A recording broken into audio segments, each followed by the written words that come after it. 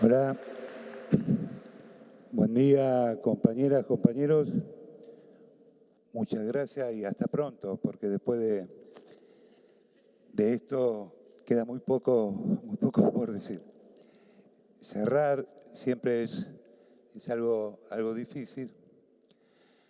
Primero, agradecer al panel, a mis compañeras senadoras, al compañero Sapia, agradecerle a todas las autoridades, a Liliana, a Joel, a Luchi, a distintos legisladores y legisladoras. Cuando se conmemora algún acto, ya sea el natalicio o el fallecimiento de Eva o de Perón, normalmente destacamos cosas que al otro año volvemos a destacar de otra manera, ¿no?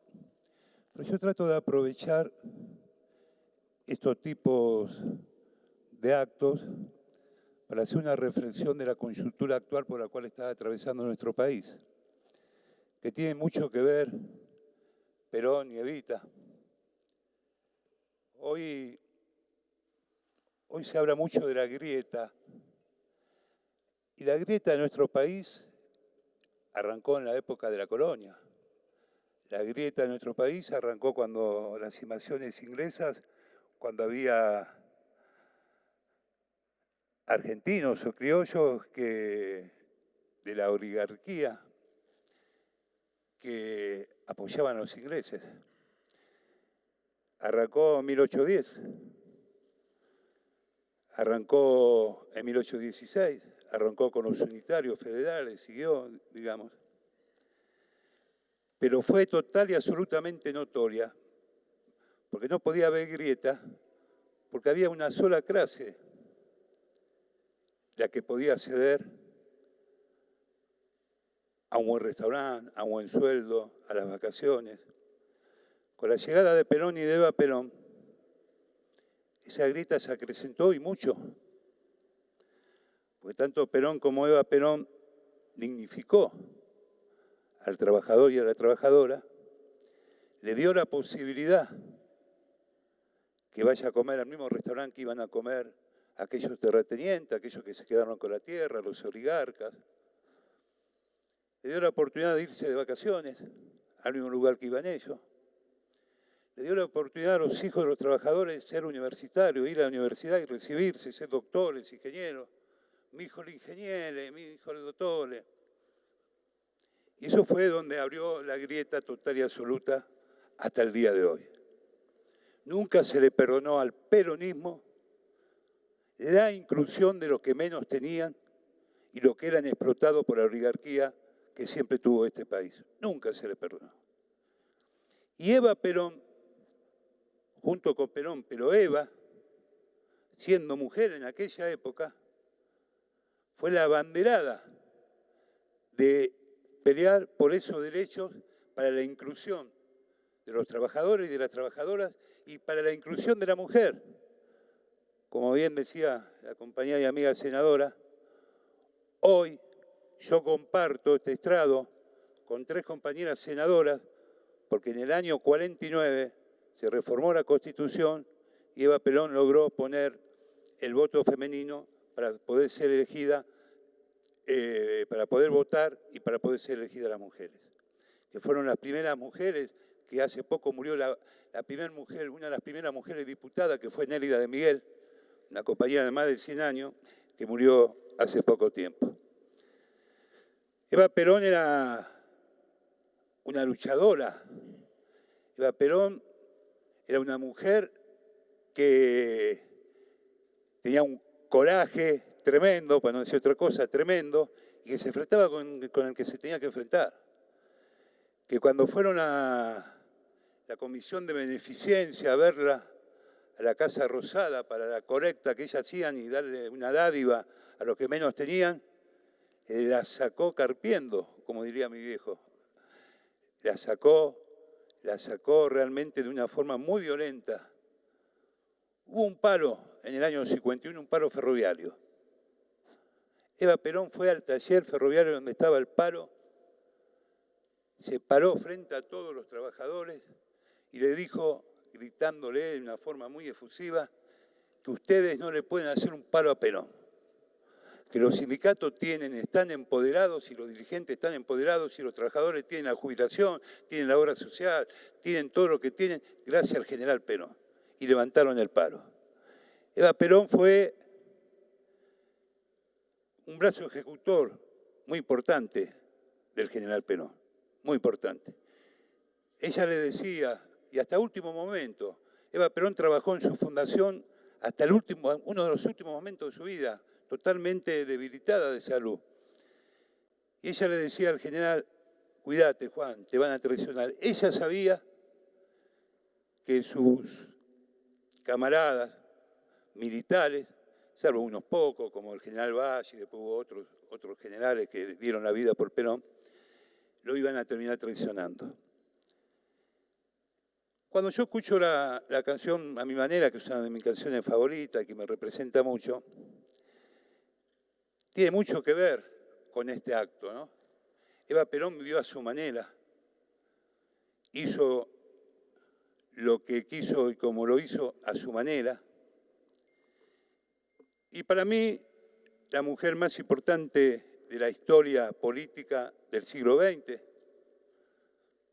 todavía en el siglo XXI, cuando los jóvenes cantan, yo no soy tan joven, pero de espíritu sí, cantan, somos los herederos de Perón y Evita, tanto Eva como Perón, cuando murieron, dejaron una doctrina. Esa fue la herencia que nos dejaron. Y esa doctrina se fue ayornando, aunque es muy vigente muchas de las cosas que lea Perón, conducción política, la fuerza del derecho a la bestia, muchas cosas que se leen del peronismo son muy vigentes, lo que se lee de Eva son muy vigentes en el día de hoy. El peronismo siempre renace como el ave fénix. Y realmente, y esto lo digo, yo a esta altura no soy hipócrita, nunca lo fui, digo lo que siento. Yo creo que el peronismo desde el 46, ya del 43, cuando Perón fue secretario de Trabajo, ministro de Trabajo, que ahí empezó a darle los derechos a los trabajadores, hasta el 55, ya el Perón del 73 era un león herbívoro, como dijo él, y se murió al poco tiempo.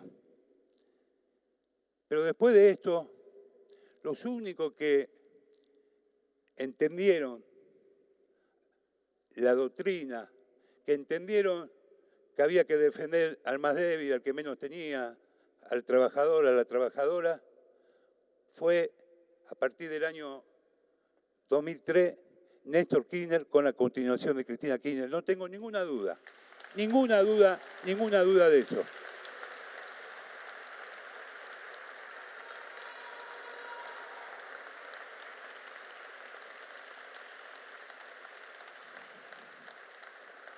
No se puede hacer comparaciones, son odiosas las comparaciones, pero sí hay que ser justos. Eva Perón fue amada y odiada. Cuando estaba enferma, las paredes de la ciudad de Buenos Aires decía, ¡viva el cáncer! Hoy tenemos a la compañera Cristina, que es amada y que es odiada. Y que está permanentemente, como lo estuvo Eva Perón, en la escena política del país. Para bien o para mal, pero está permanentemente en la escena política del país. Y yo, sin ninguna duda, digo que en este siglo XXI tenemos la suerte de tener a la 2 veces presidenta de la Nación, vicepresidenta del Senado, y presidenta del Senado y vicepresidenta de la Nación, como para mí, la mejor estadista política que hoy tiene en la actualidad el mundo. No tengo ninguna duda. No tengo ninguna duda.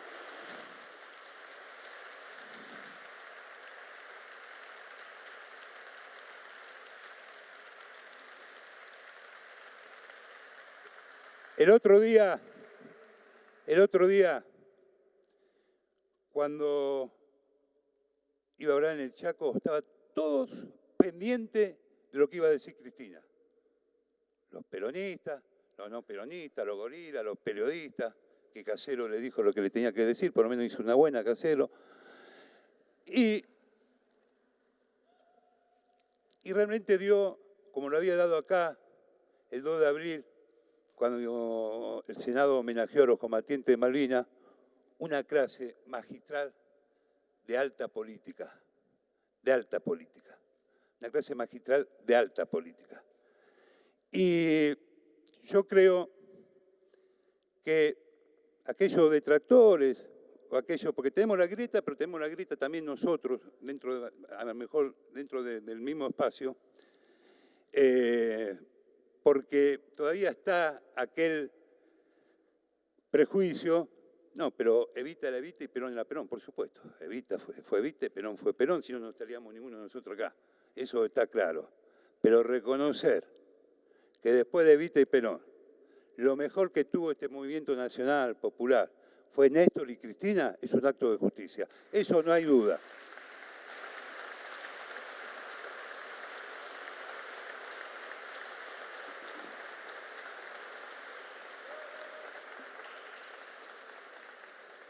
Así que yo quiero, para terminar, decirles que la inspiración de todos aquellos que militamos en este proyecto nacional y popular, que somos peronistas, que venimos de cuna peronista, de padres militantes peronistas, quiero decirles que estamos en momentos difíciles en nuestro país. Estamos en momentos difíciles y hay que reconocerlo. Nosotros no pensábamos en el 2019 estar como estábamos hoy. Y como dijo Cristina, le estamos fallando a los que menos tienen. Estamos fallando a los que más necesitan. Y de alguna manera eso lo tenemos que revertir. Yo hago una última pequeña reflexión.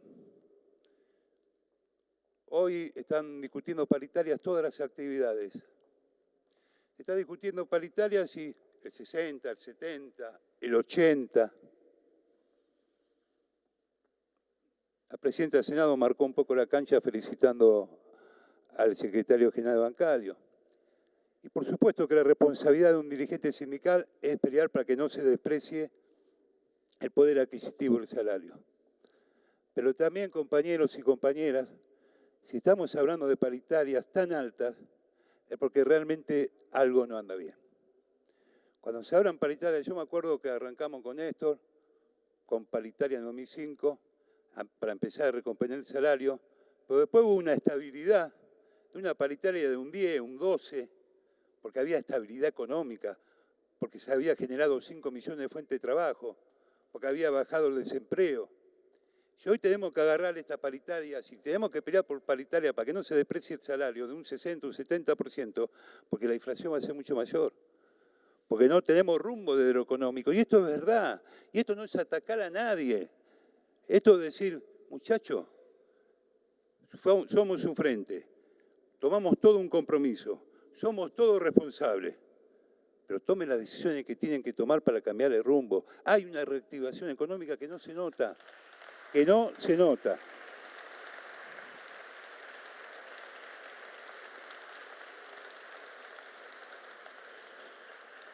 Y si somos herederos de Perón y Evita, como decía la compañera, que si ellos hoy estarían acá sabrían cómo enderezar un poco el rumbo.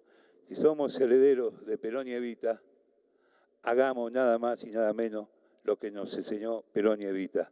No alejarnos nunca de los que menos tienen y de los trabajadores y trabajadoras. Muchas gracias.